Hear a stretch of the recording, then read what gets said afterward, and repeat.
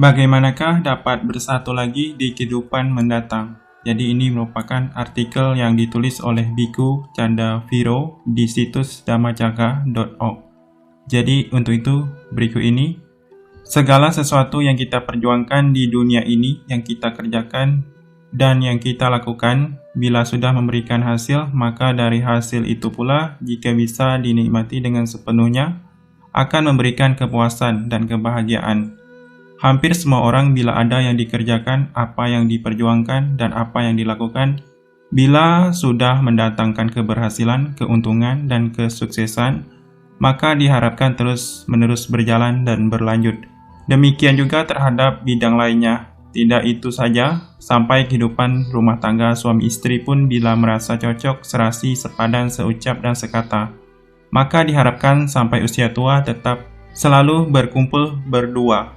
Jadi segala sesuatu yang kita nikmati atau yang kita miliki ingin selalu bersama kita, seperti halnya anak-anak dan orang tua, selalu hidup bersama. Sebagian orang yang belum mengerti Dhamma banyak yang berpikir dan mereka mengharapkan bagaimana agar kehidupan suami istri itu bisa berlanjut di kemudian hari atau sesudah kita meninggal nanti.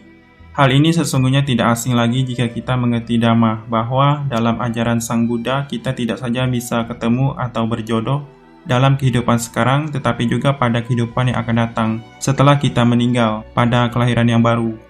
Sebagai contoh adalah guru agung kita, Sang Buddha, dikisahkan bahwa sebanyak 500 kali kelahiran selalu hidup berpasangan dengan istrinya, yang dalam kehidupan sekarang yaitu Yasodhara. Inginkah Bapak Ibu bersatu kembali dalam kehidupan yang akan datang dengan pasangan Bapak Ibu? Kalau ingin, ikutilah kisah berikut. Pada suatu ketika Sang Buddha berdiam di antara penduduk Baga dekat Sumaragiri di taman rusa di hutan Besakala. Suatu pagi Sang Buddha berpakaian, mengambil jubah atas dan mangkuknya, lalu pergi ke tempat tinggal perumah tangga Nakulapita. Setelah tiba di sana, beliau duduk di tempat yang telah disediakan. Perumah tangga Nakulapita dan istrinya, Nakulamata, mendekati Sang Buddha. Setelah memberi hormat, mereka duduk di satu sisi, kemudian perumah tangga Nakulapita berkata kepada Sang Buddha, "Yang mulia, sejak istri saya, Nakulamata yang masih muda, dibawa ke rumah saya yang pada waktu itu masih muda. Saya tidak pernah secara sadar telah melayani dia, sekalipun di dalam pikiran, apalagi di dalam tindakan. Yang mulia, kami berkeinginan untuk tidak berpisah selama kehidupan ini masih berlangsung dan di dalam kehidupan yang mendatang." Kemudian Nakulamata, sang istri itu berkata kepada Sang Buddha, "Yang mulia, sejak saya yang pada waktu itu masih dibawa ke rumah suamiku, Nakulapita yang masih muda, saya tidak pernah secara sadar telah melayani dia secara sadar, sekalipun di dalam pikiran, apalagi di dalam tindakan. Yang mulia, kami berkeinginan untuk tidak berpisah selama kehidupan ini masih berlangsung dan di dalam kehidupan mendatang juga."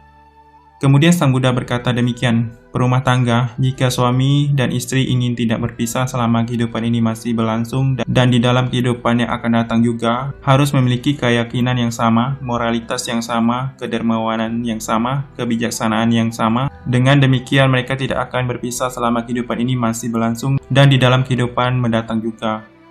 Bila keduanya memiliki keyakinan dan kedermawanan, memiliki pengendalian diri, menjalani kehidupan yang benar, mereka datang bersama sebagai suami istri, penuh cinta kasih satu sama lain, banyak berkah datang kepada mereka. Mereka hidup bersama di dalam kebahagiaan, musuh-musuh mereka dibiarkan merana bila keduanya setara moralitasnya.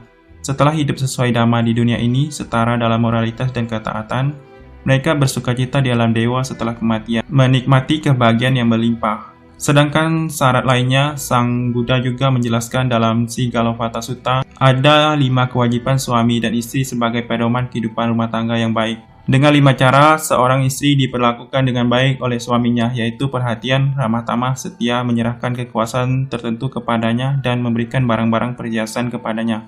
Demikian juga seorang istri memperlakukan suaminya dengan 5 cara, yaitu melakukan kewajiban-kewajibannya dengan sebaik-baiknya, berlaku ramah, tamah kepada sanak keluarga dari kedua belah pihak, setia menjaga barang-barang yang ia bawa, serta pandai dan rajin mengurus segala pekerjaan rumah tangga. Demikianlah hal-hal yang harus dilakukan agar pada kelahiran mendatang Anda dapat bertemu kembali sebagai pasangan suami istri yang cocok.